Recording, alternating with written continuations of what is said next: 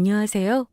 저는 인생의 가장 큰 결정을 앞두고 있다가 선택을 뒤엎어버린 올해 33 직장인입니다.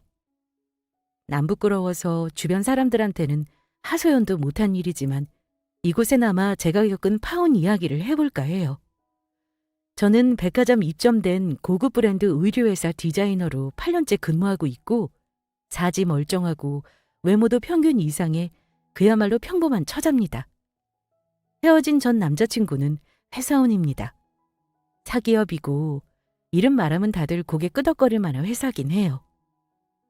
같은 직장 동료 소개로 만나 연애 후 결혼까지 결심했습니다.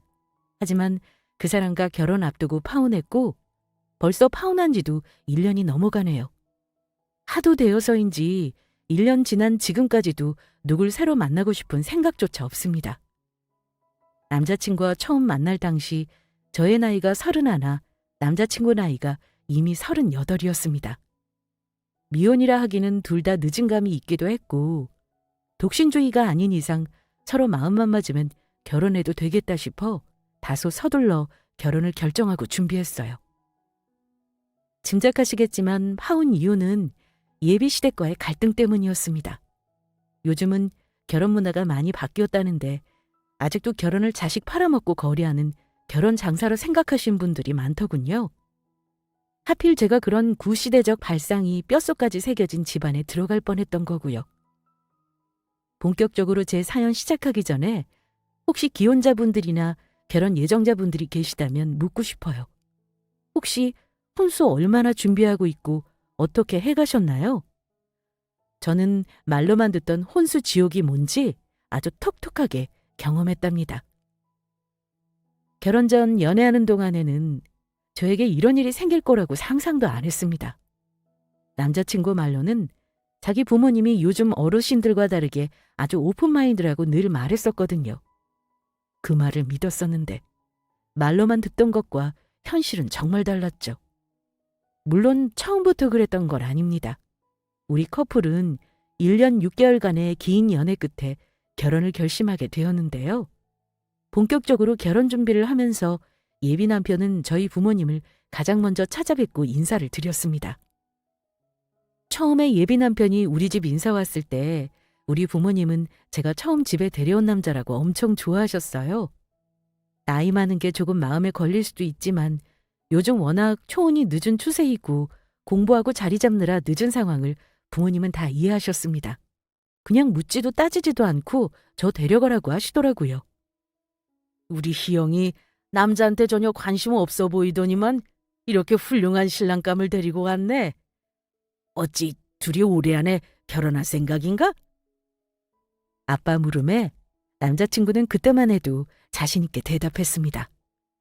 네, 어른들만 괜찮으시면 오래 넘기지 않고 결혼하고 싶습니다, 장인어른.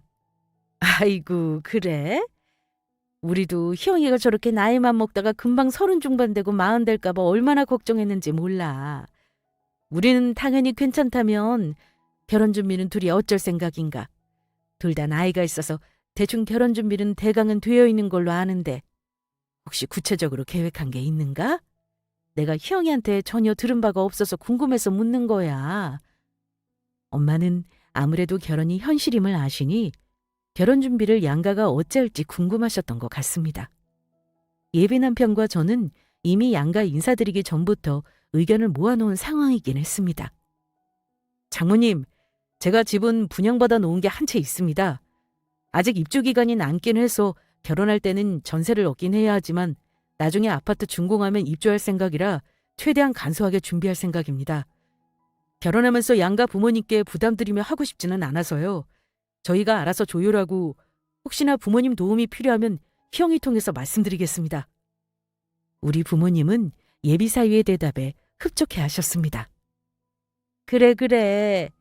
아무리 둘이 알아서 한다고 해도 우리가 딸 결혼하는데 설마 빈손으로 보낼 수 있겠나. 자네 말은 잘 알겠네. 나중에 상견례하면서 자네 부모님과 얘기 따로 나눠보고 결정하면 되겠구먼 그래. 네, 그렇게 하시면 될 것 같습니다. 저희 부모님도 제가 개혼이라 아직 뭘 어찌해야 하는지 감을 못 잡고 계셔서요. 양가 부모님이 생각하셔서 따로 상의가 필요한 부분은 의논하시면 될 것 같습니다.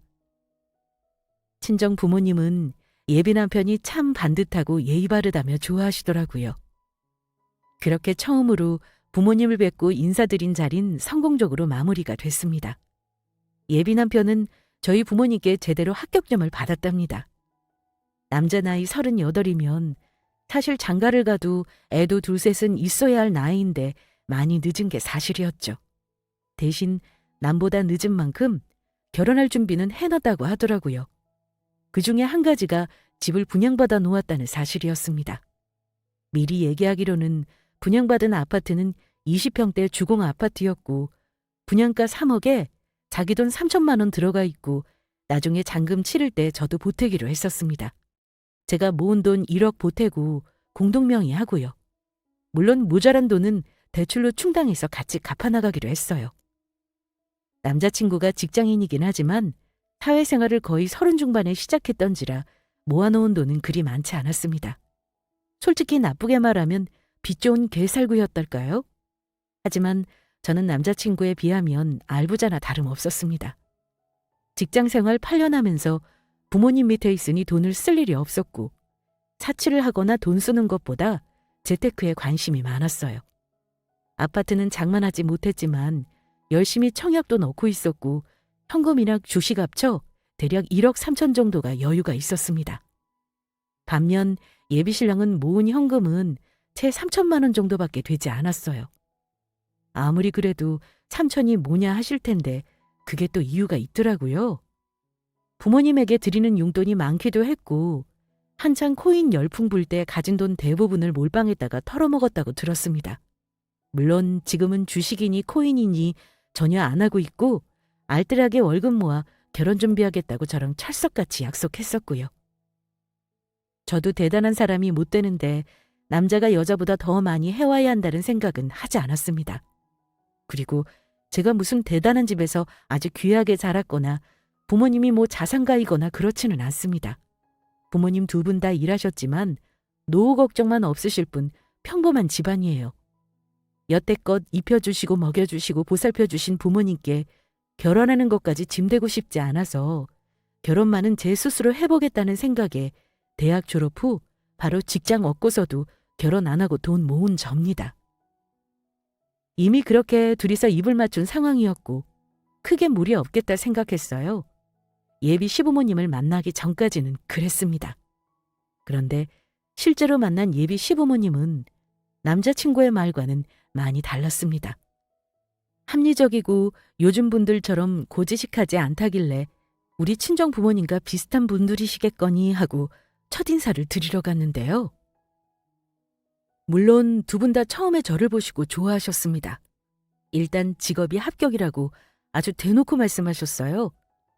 예비 시어머니는 제 손까지 부여잡으시면서 이렇게 말씀하셨습니다.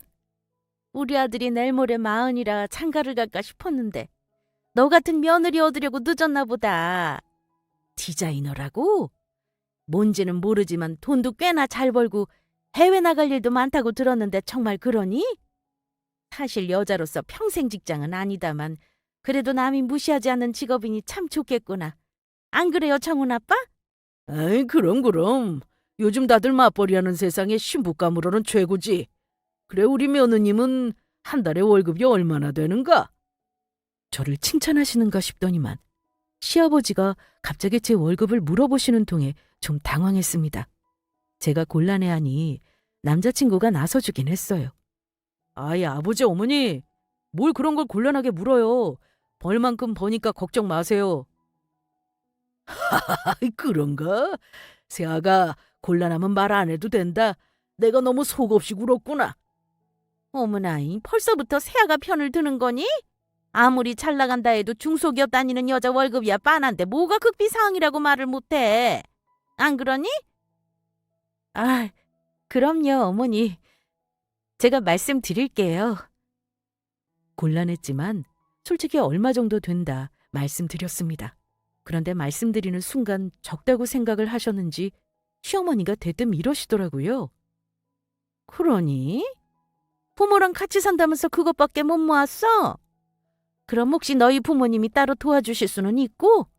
우리 아들 버는 돈 이제 다 너한테 들어가는 건데 장남 장가 보내면서 나도 기대하고 있는 게 있어서 말이야. 혹시 어느 정도 보태줄 수 있는지 아니? 저는 어머니 말씀을 듣고 곤란한 표정을 지으며 옆에 남자친구를 쳐다보았습니다.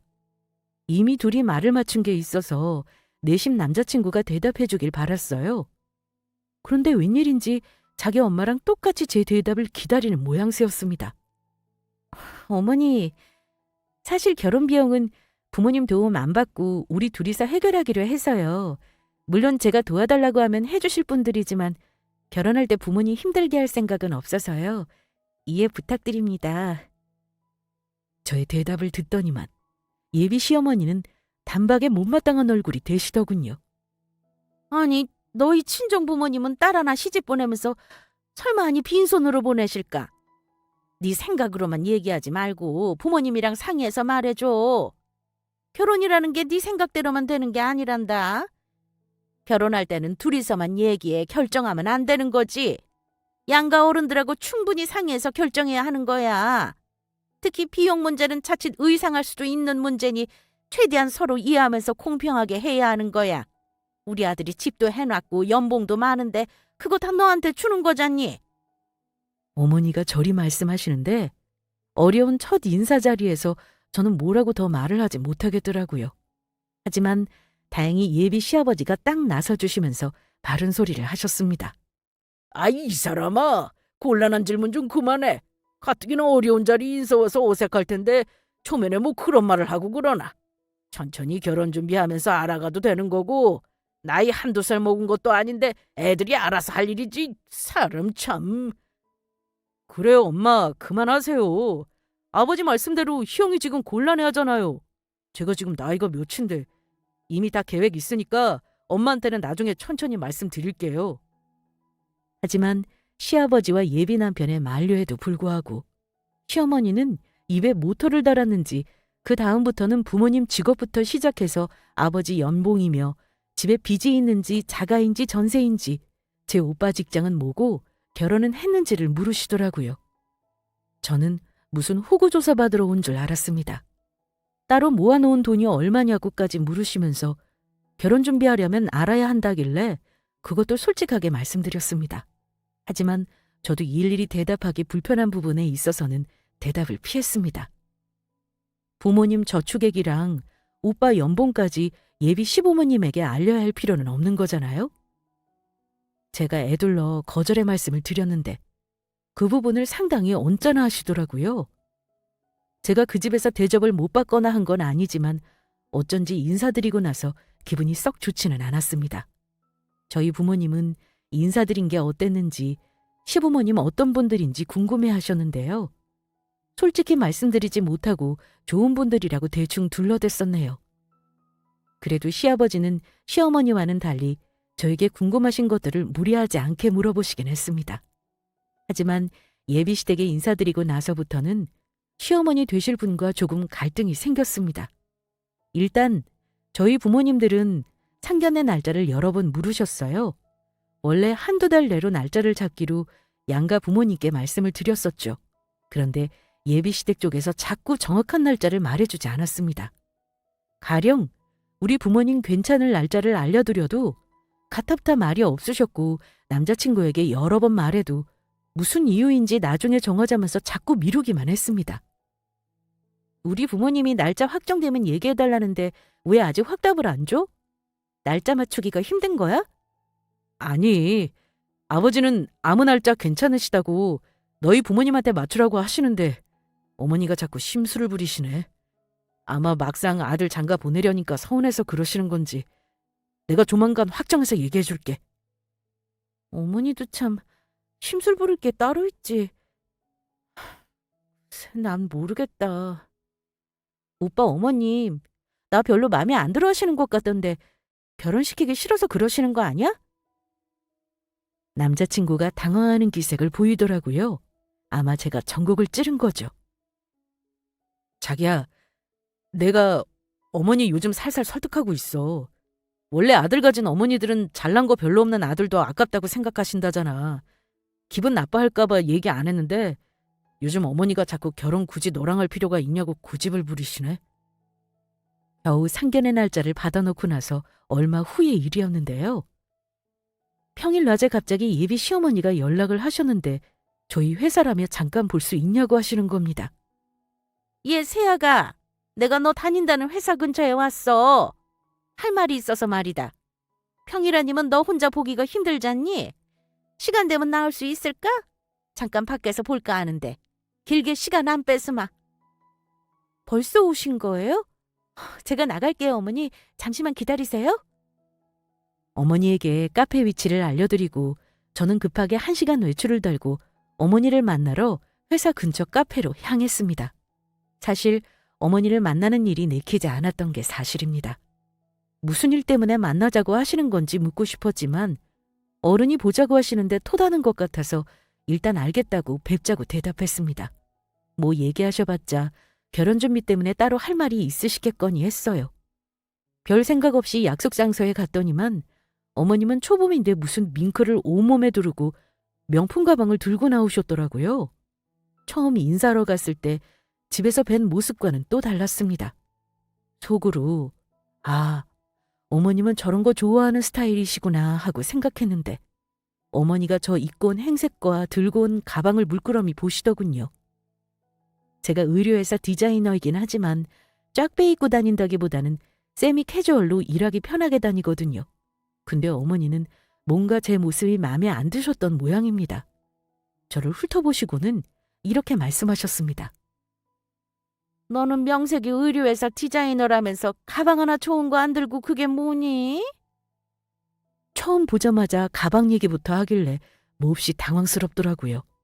그 말에 뭐라 대꾸하겠습니까? 가방이 없어서 그렇다고 대답하기도 궁색했죠. 어머니는 찌찌거리며 혀를 차시더니 가자미 눈을 뜨고 저를 보셨습니다. 얼마 전 인사 갔을 때와는 전혀 다른 표정과 말투셨어요. 오늘 보자고 한 건 다름 아니고 결혼 문제로 보자고 했다. 실은 너 우리 집 다녀가고 나서 내가 곰곰이 생각을 해봤거든. 근데 아무리 생각해도 이건 경우가 아닌 거야. 네? 어머니, 혹시 제가 실수한 게 있나요? 뭐가 경우가 아니라는 건지 모르겠어요. 네가 실수했다는 게 아니라 결혼 얘기하는 거다. 니들끼리 아무것도 안 하겠다고 멋대로 정하고 너는 가진 돈 전부 우리 아들 집 입주할 때 보태기로 했다며? 그리고 공동명의라니? 얘, 너 너무 양심 없다. 그 집 분양가가 3억이지만 앞으로 더 오를 집이야. 어디 가당키나 하니? 내가 그 말 듣고 얼마나 황당하든지. 그래서 결혼 다시 생각하자 했는데 아들놈이 죽어도 너로 결혼하겠다잖아. 그러니 어떡하겠어? 아들이 좋다니 별 수 있어? 결혼 허락을 하려고 마음 먹었다만 내가 하는 부탁은 들어줬으면 좋겠네. 나도 양보했으니 너도 어느 정도는 양보해서 니들끼리 하겠다는 말은 하지 말았으면 하는구나. 혼수는 내가 해오라는 거 다 해오고 내가 하라는 거 하면 며느리로 받아줄게. 순진하고 착했던 저는 순간 겁을 먹고 말았습니다.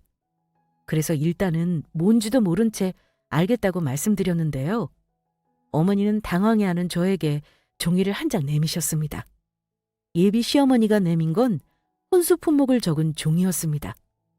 종이 한 장이 빼곡할 정도로 적어오셨더군요. A4 용지에 빼곡한 혼수 리스트를 보면서 솔직히 좀 놀랬습니다. TV에서나 볼 법한 일들이 제 앞에서 일어나고 있으니 말이죠.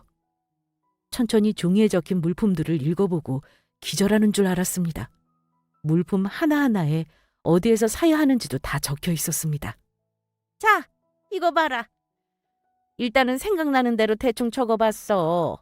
추가할 거 있으면 내가 청훈이 통해 얘기하마. 금액은 내가 다 못 적었어. 네가 친정엄마랑 다녀보면서 천천히 견적 내보렴. 가구는 한 번 사면 바꾸기 힘들어. 아예 처음에 살 때 좋은 걸로 사야 현명하지.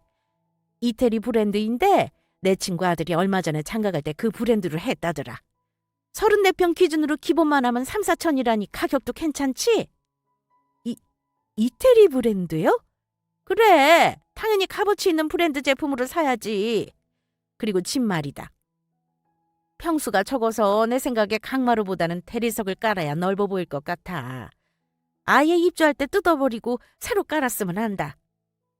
가구는 저는 들어보지도 못한 외국 브랜드에 바닥은 20평대 집의 대리석으로 깔으랍니다. 그리고 웃긴 게 남편 차도 아닌 시어머니 차도 바꿔드려야 하는데 원하시는 차종이요. 자그마치 그랜저였어요. 괄호치고 원하시는 색깔까지 아주 야무지게 적어 놓으셨더라고요. 게다가 더 황당한 거. 20평대 아파트에 왜 김치냉장고가 2대, 건조기가 2대씩 필요한가요? 청소기도 심지어 2대였어요. 어머니, 근데 이건 왜 2대씩인가요? 집 좁아서 건조기 냉장고 1대씩도 꽉 찰 텐데요. 그랬더니만 어머니가 하시는 말씀이 더 기가 막혔습니다. 바꾸는 김에 우리 집 오래된 가전도 바꾸려고 넣어봤다. 이왕 살 건데 거기서 몇백 들이는 거야 뭐 티도 안 나는 일이잖니. 어떠니? 맞춰볼 수 있겠어? 어머니, 근데요. 저 집값도 거의 절반 보태는 거나 다름없고요. 혼수도 정은 오빠가 모은 돈이 얼마 없어서 제가 최대한 아껴서 마련하기로 했는데 이건 좀 과한데 싶어요. 가구 수준 낮추고 가전도 필요한 것만 하고 싶은데요. 원래 혼수는 여자가 해오는 거 아닌가요? 그거야 그렇다만 니들 예단도 안 하기로 했다며. 그럼 이 정도는 해와야 맞다. 어쨌든 나는 이 정도면 너 며느리로 맞을 생각 있으니까 목록 있는 대로 빠짐없이 잘 준비하거라.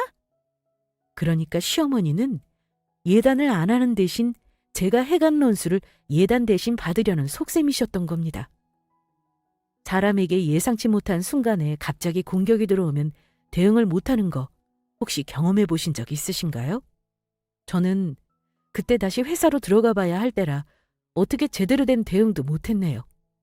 눈앞에서 받자마자 쫙쫙 찢어줬어야 하는 건데 싶기도 하지만 어머니가 내민 혼수 목록 보자마자 제 머릿속에는 이미 파혼이라는 2글자가 스쳐가고 있었습니다. 만약에 제가 시어머니가 요구하는 대로 안 해가면 모자라게 해가고도 뒷말 나올 거 분명한데 지금 이게 결혼 전부터 무슨 무례함인지 저로서는 이해가 안 가더군요.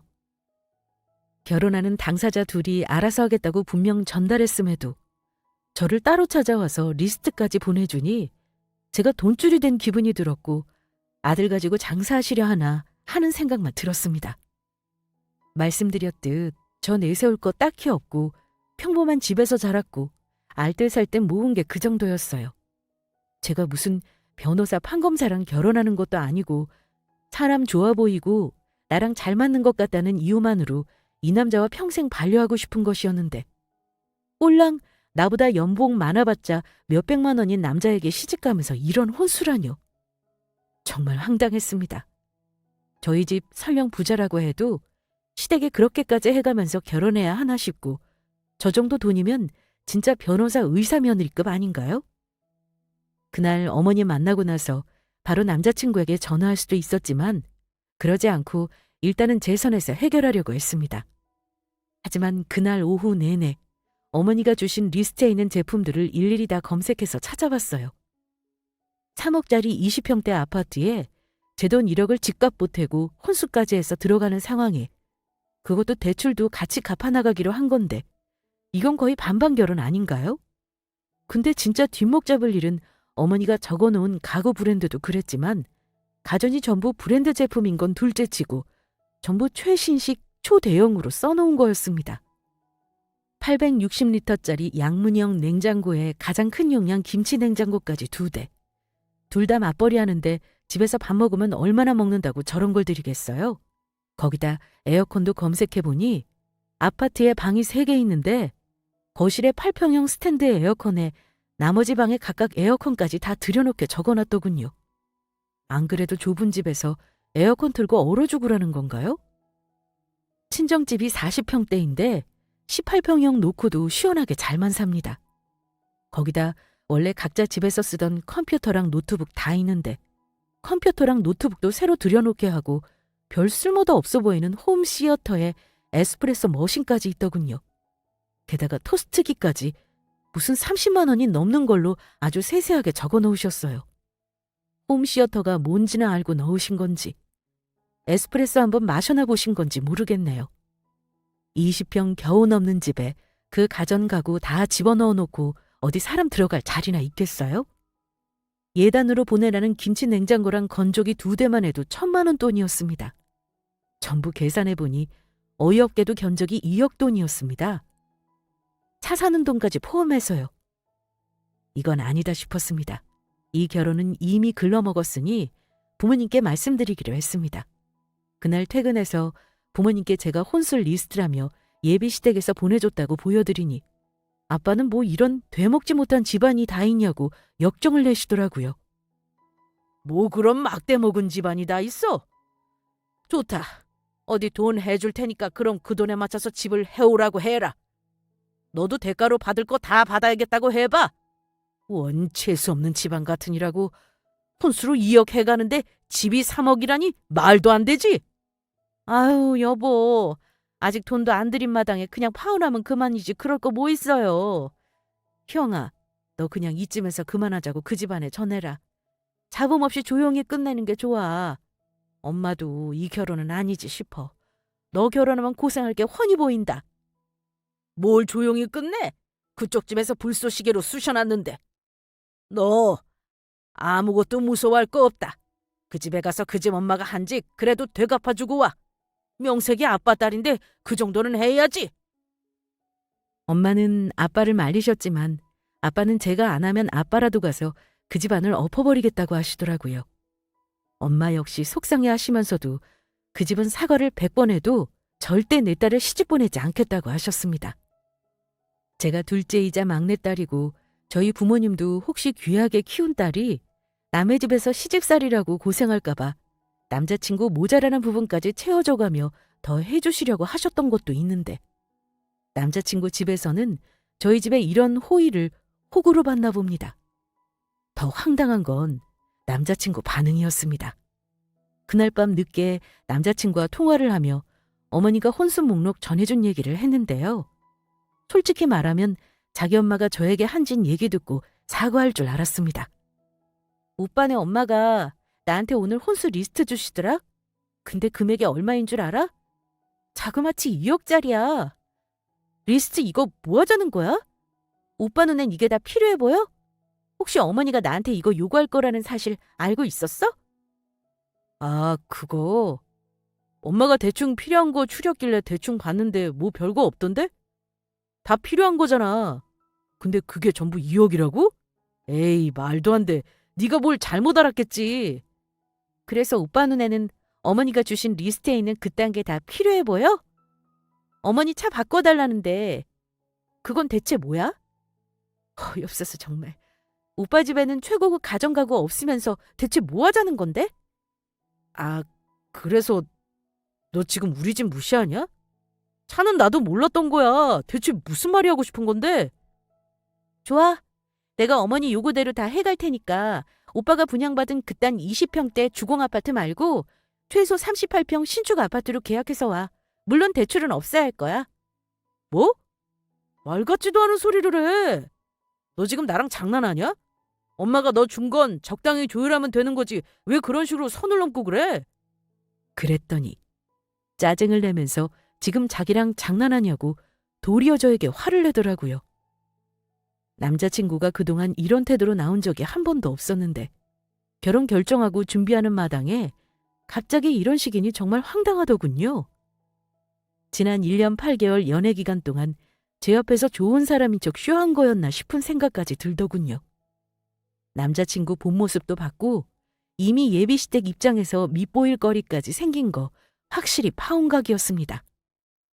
저는 다음날 단단히 각오를 하고 예비시댁을 찾아가기로 했습니다. 파혼을 하더라도 제가 당한 건 아빠 말대로 되갚아줘야 그들도 뭐가 잘못인지 알 거 아닙니까? 어머니께도 미리 말씀드렸어요. 직접 뵙고 말씀드릴 게 있다고요. 그랬더니만 어머니는 제가 혼수를 조율하려고 온다는 줄 알고 적당한 선에서 다시 맞춰보자고 간드러진 목소리로 이따 보자고 하시더라고요. 남자친구와는 이미 감정이 안 좋은 상태였지만 어쨌든 제가 집에 가겠다고 문자하니 제가 수그리고 들어오는 거라 짐작했나 봅니다. 좋게 좋게 생각하니까 얼마나 좋냐며 문제가 해결된 것처럼 굴더라고요. 그날 저는 최대한 멋지게 차려입었습니다. 상견례 때 입으려고 장만했던 고급 브랜드 정장에 머리랑 화장까지 신경 쓰고 어머니가 가방이 변변찮은 거 없냐고 하신 게 생각나서 제가 가지고 있는 가방 중에 제일 비싼 명품 브랜드 클래식백까지 들었어요. 예비시댁 갔더니만 예비 시부모님이 두 분 다 계시더라고요. 이미 파혼하겠다 마음 먹고 나니 겁날 것도 없었습니다. 아버지도 같이 계셨는데 이상한 건 어머니가 저를 어머, 얘아가 오늘은 어찌 이리 쫙 빼입고 온 거니? 이렇게 입고 다닐 줄도 아는구나. 네, 어머니가 저 차림새가 초라하다길래 겉모습으로 판단하는 분 같아서 그 수준에 맞춰보려고 입고 왔네요. 뭐야? 너 지금 말에 뭔가 뼈가 있다? 일단 들어가 앉아라. 앉아서 얘기하자. 혼수 얘기는 아버지 앞에서 하지 마. 나중에 따로 얘기하자. 어머니는 예비 시부 눈치를 보며 저리 말하더라고요. 그때 딱 눈치챘습니다. 혼수 목록은 어머니만의 생각이었다는 걸요. 일단 아버지께도 인사를 드렸습니다. 저는 예의 바른 집 딸이니까요. 아버지는 반가운 기색을 하시며 같이 밥을 먹자고 하시더라고요. 하지만 저는 밥 먹자는 말은 바로 거절했습니다. 저 오늘 저녁 먹으러 온 거 아니고요. 드릴 말씀이 있어서 왔습니다. 저희 친정아빠가 전해달라는 말씀도 있고 해서요. 세아가 친정아버님이? 그래, 알았다. 무슨 할 말이 있어서 그런 거니? 저는 아무것도 모르는 눈치인 예비 시부에게 모든 걸 말할 작정이었는데요. 갑자기 시모가 제 말을 막더라고요. 어머, 할 말은 무슨? 그거 나중에 나랑 얘기하고 일단 밥부터 먹자. 아니요, 지금 말하겠습니다. 아버님, 일단 이거 받아보시겠어요? 저희 부모님이 전해드리래서요. 이 정도 조건 아니면 저 시집 안 보낼 거라고 하시는데 일단 보시고 말씀해 주셔야겠어요. 뭐야? 너 지금 이게 뭐 하는 짓이니? 예비 시모는 당황하시면서 제가 건넨 종이를 빼앗으려 했지만 아버지는 이미 안경을 고쳐 쓰시며 종이에 적힌 글을 읽고 있었습니다. 점점 환한 얼굴이 되시던 예비 시부가 저에게 되물으시더라고요. 너 대체 이게 뭐 하는 짓이니? 여기 적힌 거 보아하니 전부 아파트 목록인 것 같은데 죄다 10억, 11억. 이건 13억짜리 주상복합. 네 친정부모님이 뭐라고 하셨다고? 제가 혼수를 2억이나 해가는데 3억짜리 아파트에 돈까지 보태는 게 말이 되냐고 하시네요. 그 집에 저 살게 하시기 싫다고 2억짜리 혼수 받고 싶으시면 거기 적힌 아파트 중에 하나 계약해서 알려달라고 하시네요. 그럼 결혼 허락하시겠답니다. 그게 안 되면 이 결혼은 없던 걸로 하자시네요. 저도 마찬가지고요. 뭐? 2억 혼수라니? 누가 너한테 그만한 혼수를 해오라고 했다는 거야? 누구긴요. 어머님이죠. 어머니가 저한테 혼수 리스트 들고 오셔서 일방적으로 해오라고 어제 통보하셨어요. 제 힘으로 안 되는 거라 부모님께 말씀드릴 수밖에 없었고요. 저도 어머니가 하신 대로 똑같이 하는 건데 뭐가 잘못된 건가요? 2억 혼수면 그에 맞게 저희도 합당한 요구를 하는 게 맞죠. 그랬더니 예비 시부는 격분하셨습니다. 물론 그 분노의 대상은 제가 아닌 옆에서 안절부절 못하고 있는 예비 시모였어요. 당신, 대체 이게 무슨 말이야? 지금 세아가가 하는 말이 사실이야? 당신이 혼수 리스트 요구한 게 사실이냐고? 그러자 시어머니는 오히려 당당하게 큰 소리를 치셨습니다. 그래요, 맞아요. 근데 그게 뭐 어때서요? 내가 잘 키운 내 아들 장가 보내면서 그 정도 요구도 며느리한테 못해요? 우리 아들이 집도 분양받아 놨는데 당연하죠. 근데 10억짜리 집을 맞춰오라뇨. 나를 나무랄 게 아니라 며느리를 나무래야죠. 그때 철썩하는 소리와 함께 시어머니가 자리에 주저앉더라고요. 솔직히 그때는 저도 놀랐습니다. 너무 화가 나서 부들거리던 아버지가 못 참고 그만 어머니 뺨을 치셨어요. 당신 지금 나 때렸어요? 지금 며느리 될 아이 앞에서 이게 뭐 하는 짓이야? 이 사람아! 우리 아들이 귀하면 남의 자식 귀한 줄도 알아야지. 대체 무슨 배짱으로 그런 얼토당토 않은 요구를 한 거야? 당신이 지금 무슨 짓을 한 줄 알아? 아들 결혼 망치는 짓을 한 거라고, 이 사람아! 예비 시모는 화를 저에게로 돌렸습니다. 너 지금 이 꼴 보자고 온 거니? 가서 네 아빠한테 전해. 딸을 시집 보내는데 그 정도도 감수하고 좋은 신랑 얻길 바라느냐고 말이야. 딸 가진 죄인 모르냐? 원래 시집 갈 때는 여자가 별 볼 일 없으면 남자 쪽에서 맞추는 거야. 아줌마, 말 다 하셨어요? 이제 제 할 말 좀 할게요. 아줌마?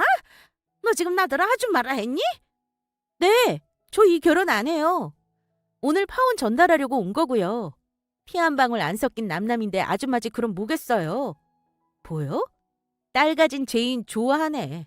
어머니는 잘난 아들 가지셔서 이런 꼴을 당하시나 보네요? 잘난 아들한테 2억 혼수 해올 며느리 어디 한번 잘 찾아보세요. 세아가 일단 진정해라. 이 사람이 너한테 큰 실수한 건 내가 대신 사과하마. 너희 부모님께도 필요하면 내가 가서 직접 사과드릴 테니 마음 풀어라. 응? 사과는 어머니가 하셔야지 아버지가 하실 건 아니죠. 근데 사과랑 상관없이 저 이미 파혼 마음 먹어서요. 죄송하지만 저랑 인연은 여기까지인 것 같네요. 저는 이만 가보겠습니다. 예비 시부는 저에게 미안하다는 말도 더 이상 못하고 심란한 얼굴을 하셨습니다. 저는 고개만 까딱 인사를 하고 현관문을 막 열었습니다. 때마침 남자친구 놈이 퇴근해서 들어오더라고요. 형아, 너 지금 어디가? 같이 밥 먹으려는 거 아니었어? 밥은 너네 가족끼리 실컷 먹어. 우리 파혼하자는 거 당신 부모님께 전달했어. 우리 부모님이 이 결혼 못 시키신대. 나도 2억 혼수 요구하는 집에 시집올 생각 없으니까 당신네 엄마 수준에 맞는 며느리감 잘 찾아봐. 뭐야? 갑자기 파혼이라니. 무슨 일이 있었던 건데? 그제야 심상치 않은 분위기를 보고 사태 파악을 한 남자친구는 집으로 들어가서 자기 부모 동태를 살피더라고요. 자기 엄마는 한쪽 뺨을 부여잡고 있지. 아버지는 얼굴이 벌개져서 망신당한 얼굴로 서 있지. 아마 어리둥절했을 겁니다. 저는 그 모습을 뒤로하고 시댁이 될 뻔한 집을 나와버렸습니다. 그런데 그 난리를 치고도 정신을 못 차렸는지 그 집 엄마가 다음날 아들을 대동하고 또 회사 근처로 찾아왔더라고요. 남자친구는 저에게 비굴한 표정을 지으면서 마치 자기가 엄마를 다 설득했다는 듯한 태도였습니다. 그런데 남자친구 엄마가 한다는 말이 웃겼어요. 혼수는 네 말대로 무리였던 것 같구나. 그게 정 마음에 안 들면 너의 살림은 너희가 알아서 해라. 대신 주변에 보는 눈도 있으니까 예다만 보내렴. 그 정도는 하는 게 너한테 좋을 거다. 남자친구 엄마는 아직도 뭐가 문제인지 정신을 못 차렸더라고요. 혹시나 했는데 역시나였죠. 이미 어제 끝난 얘기를 왜 하시는 거죠? 며느리 될 뻔했던 사람이 어머니를 어찌 생각하는지는 안중에도 없으셨던 분이 남의 눈은 왜 의식하는지 모르겠네요. 저는 집값도 보태고 대출까지 같이 갚으면서 그딴 식으로 초호화 혼수에 예단까지 하면서 결혼할 마음 없습니다. 야, 형아. 잠깐 내 얘기 좀 들어봐. 예단 안 해도 돼. 집 대출도 내가 갚을게. 혼수도 최소한으로 하고 내가 반 보탤게. 그럼 되는 거지? 그러자 그 말을 듣던 시모는 또 발끈하시더라고요. 안 된다. 예단은 해야지. 대신 혼수는 니들 마음대로 해. 그리고 같이 돈 벌면서 혼자 대출을 어찌 갚아. 같이 살면서 갚아 나가라. 아주 북치고 장구치고 두 모자꼴이 우습더라고요. 둘 다 저하고 싶은 말만 내뱉더라고요.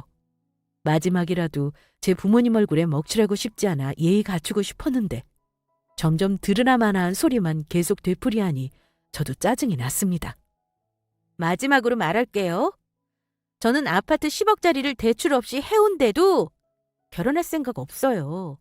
일하는 사람 찾아와 의미 없는 짓 하지 마시고 정리는 알아서 각자 하는 걸로 하죠.